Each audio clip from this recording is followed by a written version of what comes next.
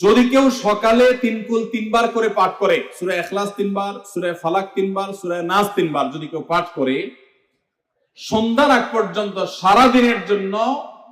ওই পাঠকারী ব্যক্তি আল্লাহ তাআলার জিম্মায়, আল্লাহর হেফাজতে, আল্লাহর নিরাপত্তায় সে চলে যায়। যত প্রকার অনিষ্ট আছে, ক্ষতি আছে, দৃশ্যমান ক্ষতি, অদৃশ্যমান ক্ষতি,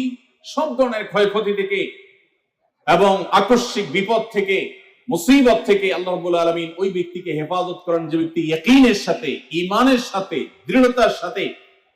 আল্লাহ তাআলার কাছে প্রার্থনা করে এই সূরাটা সকালে 3 বার পাঠ করে। একইভাবে যে ব্যক্তি সন্ধ্যায় পাঠ করে,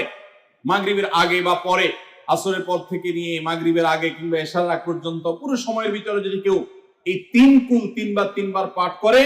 তো সারা রাত জুড়ে ওই ব্যক্তি, এই পাঠকারী ব্যক্তি আল্লাহ রাব্বুল আলামিনের নিরাপত্তায় প্রবেশ করে যায়।